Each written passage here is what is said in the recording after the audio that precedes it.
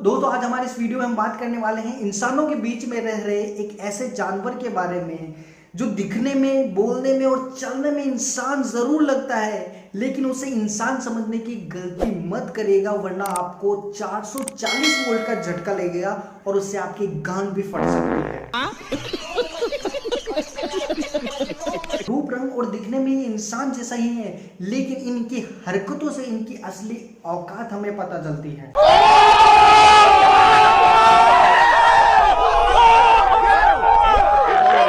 और इन्हें इंसान कहना पाप नहीं महापाप है। यहां तक कि मैं तो कहता हूं कि ये जानवरों की भी श्रेणी में नहीं आते हैं। कौन है ये लोग, कहां से आते हैं? क्योंकि जानवरों में भी सेल्फ रेस्पेक्ट और संवेदनाएं होती हैं, लेकिन इन जैसे इंसानी रूप जानवरों में ये दूर दूर तक नहीं है।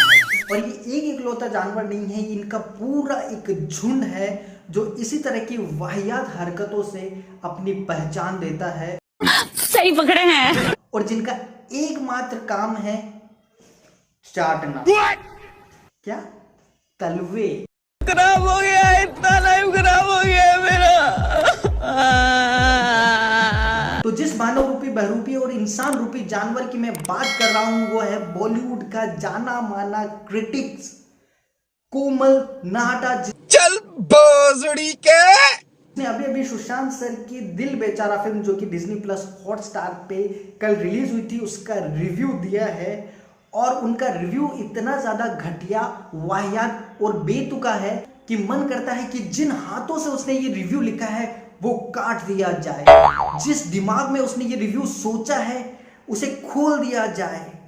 जिस जबान से उसने ये रिव्यू कहा है वो जबान खींच ली जाए। और जिन आंखों से उसने ये फिल्म देखकर उसकी बुराई की है उन आंखों को निकालकर डोनेट कर दिया जाए, क्योंकि ये सभी चीजें तो इसकी किसी काम की नहीं है। मेरा मुंह से निकल गई, क्या बताऊं? क्योंकि इन लोगों को चाटने की आदत पड़ चुकी है और जिन लोगों को चाटने की आदत पड़ चुकी होती है उनकी सोचने और समझने की शक्ति बिल्कुल खत्म हो चुकी होती है। इसके रिव्यू को देखकर मन से इतनी गालियां निकलती है ना कि मैं आपको क्या बताऊं। भोसड़ी के मदरचोद बहन के लोड़े, मच्छर की झांक।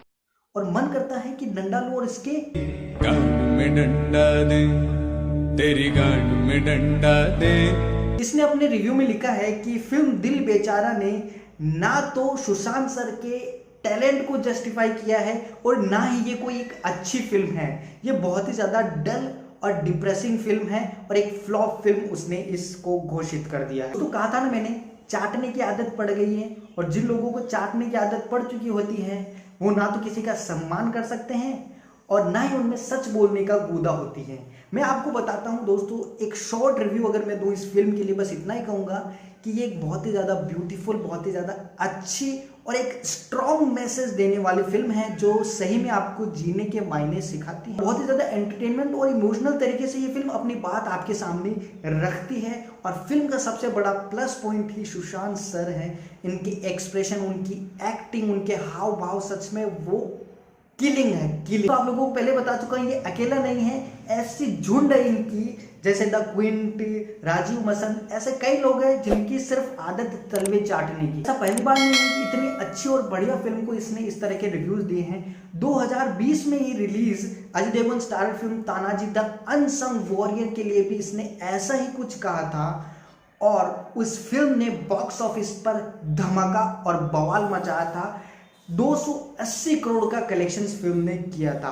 और उसके बाद जब लोगों ने इसको गालियां दी और जो बॉक्स ऑफिस कलेक्शंस फिल्म के आए थे तानाजी के, उसके बाद इसने खुद अपने चैनल पे जाके माफी मांगी लोगों से कि उसने जो उस फिल्म के लिए कहा था वो गलत था। तो दोस्तों इनके जैसे रिव्यूअर्स को इस तरह की फिल्में पसंद नहीं आती हैं। उरी, मणिकर्णिका, तानाजी, ये जो होती है ये फिल्में, ये इनके एजेंडा को सूट नहीं करती है और ये इस तरह की फिल्मों को हाइपर टॉक्सिक नेशनलिज्म का टैग देते हैं। डेफिनेटली दोस्तों अगर ये फिल्म अभी थिएटर में लगती तो इस फिल्म में इतनी पोटेंशियल है कि ये 300 करोड़ का कलेक्शन जरूर करती। और सुशांत सर अगर जिंदा भी होते और उसके बाद भी अगर ये फिल्म थिएटर में लगती तो भी ये फिल्म 200 करोड़ बिना किसी रुकावट के बहुत ही आसानी से कर लेती। तो कोमल नाहटा ने इस फिल्म को इस तरह का रिव्यू क्यों दिया, इसके पीछे एक बहुत बड़ा राज है।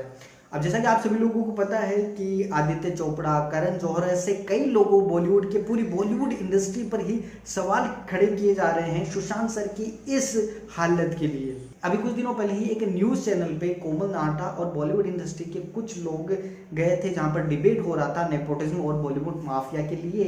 वहां पर नाहटा ने कहा है कि बॉलीवुड माफिया या फिर ग्रुपिज्म, नेपोटिज्म जैसी चीज़ें हर जगह होती हैं, इसमें कोई बहुत बड़ी बात नहीं है और इस तरह की चीज़ें कोई बहुत ज़्यादा अफेक्ट नहीं करती हैं इंडस्ट्री को। और इसने अभिजीत भट्टाचार्य जो कि एक अच्छे खासे सिंगर थे 90s के, उनको इतनी ज़्यादा गालियाँ दी, उन्हें कहा कि तेरी क्या औकात है कि तू मुझे जज करे या फिर पूरी बॉलीवुड इंडस्ट्री पर सवाल खड़े करे, तेरी कोई औकात नहीं। और कंगना मैडम के लिए कहा है कि वो बहुत ही ज़्यादा एहसान फरामोश लड़की है, जिस इंडस्ट्री ने उन्हें इतना कुछ दिया आज वो उसी इंडस्ट्री पे उंगलियां उठा रही है।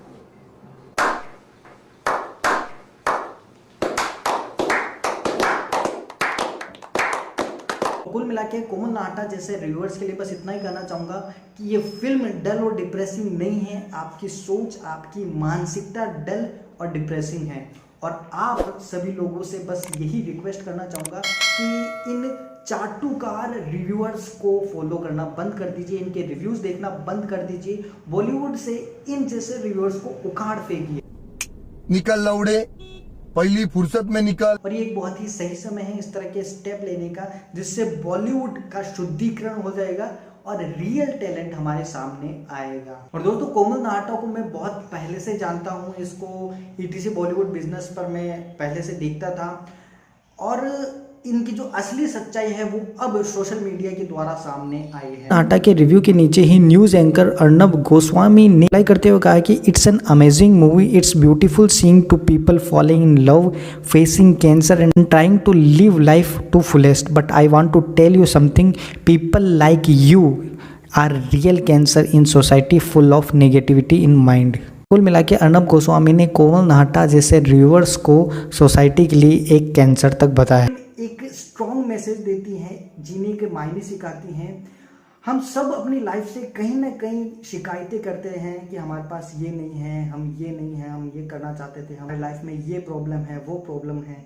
लेकिन अगर हम इनकी प्रॉब्लम्स को देखें तो हमारी प्रॉब्लम कहीं पे भी एग्जिस्ट नहीं करती हैं, लेकिन फिर भी ये लोग अपनी लाइफ को फुल ऑफ मस्ती, फुल ऑफ जॉय से जीते हैं। तो कुल मिला के ये फिल्म एक परफेक्ट ट्रिब्यूट है, सभी लोगों को देखनी चाहिए, इसमें कोई दो राय नहीं है। और फिल्म को देखते वक्त बस मन में यही ख्याल आता है कि काश सुशांत सर अगर आज जिंदा होते तो फिल्म को देखने का मज़ा और दुगना हो जाता। बाकी आप लोगों ने ये फिल्म देखी तो आपको कैसे लगी हमें कमेंट करके ज़रूर बताइएगा। आप इस बॉलीवुड माफिया और इस तरह के घटिया रिव्यूअर्स के बारे में क्या सोचते हैं, क्या स्टेप लेंगे, मुझे कमेंट करके ज़रूर बताइएगा। वीडियो पसंद आए तो इसे लाइक, शेयर और हमारे चैनल को सब्सक्राइब और उसके बेल बटन का आइकन दबाना मत भूलिए।